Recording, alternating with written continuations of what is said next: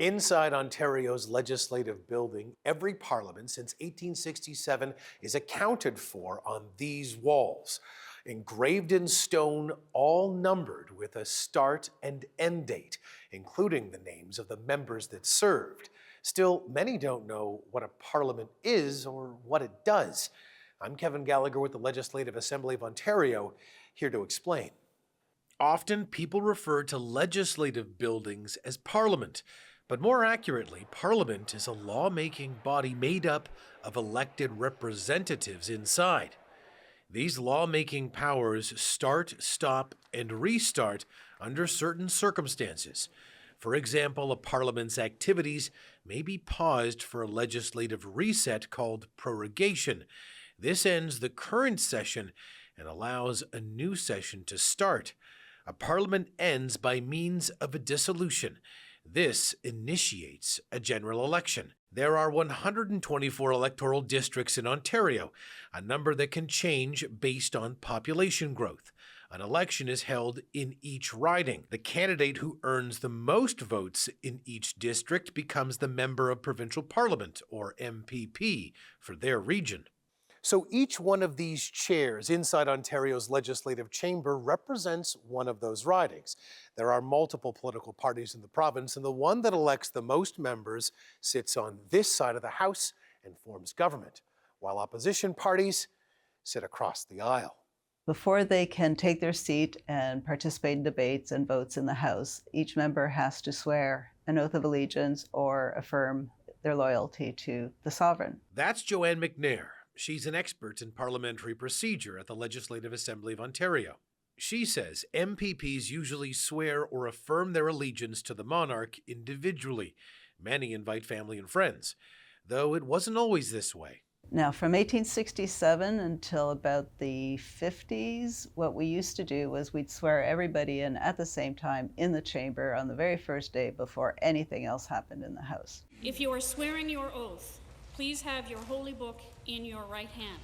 The last time every MPP was sworn in at the same time was in 2014. There's always an executive branch of Ontario's government, led by the Premier, even when Parliament is dissolved. When a different party wins enough seats to form government, their leader is called the Premier Designate. The Premier is then expected to resign before a new Premier can be sworn in by the Lieutenant Governor.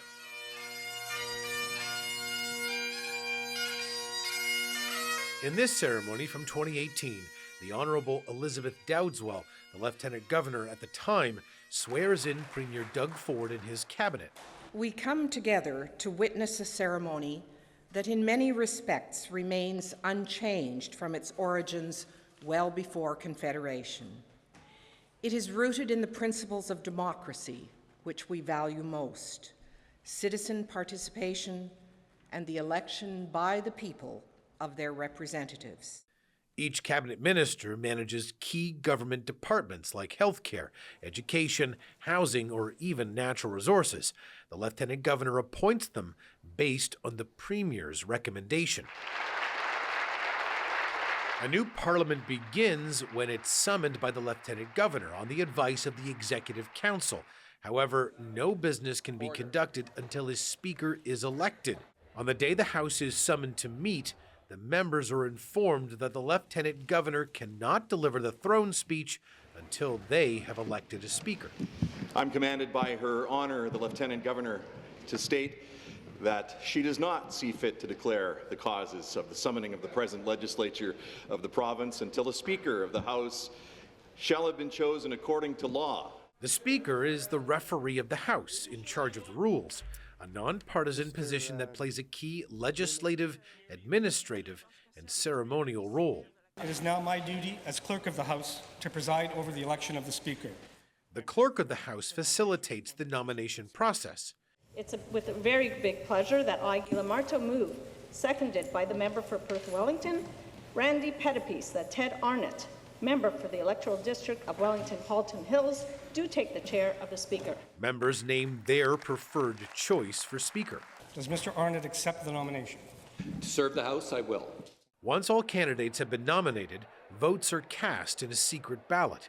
Multiple rounds of voting are often required, and no other business in the House can proceed until a speaker is chosen. It's a constitutional requirement. Traditionally, the member elected to be Speaker of the House is dragged to the chair, a playful practice other Westminster-style parliaments follow as well, including the House of Commons in Ottawa. Today's light-hearted reluctance is inspired by a time hundreds of years ago when the King appointed the Speaker to be his eyes and ears in Parliament. And the story goes that the king on a few occasions became so upset and so angered by what the speaker was reporting back to him, he ordered the speaker executed. So they explained the dragging of the speaker as being because it was a dangerous job. Though, as McNair explains, the accuracy of this historic lore is hard to verify.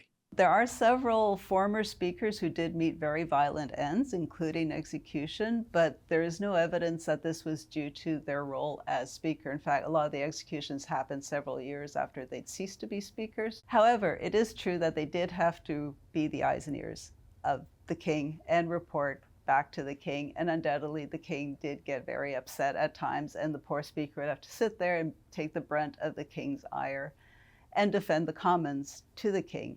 So it's not a stretch to imagine that people probably didn't really want to be the speaker because that couldn't have been very much fun. Despite the role's precarious past, speakers in Ontario's legislature usually appreciate their colleagues' support.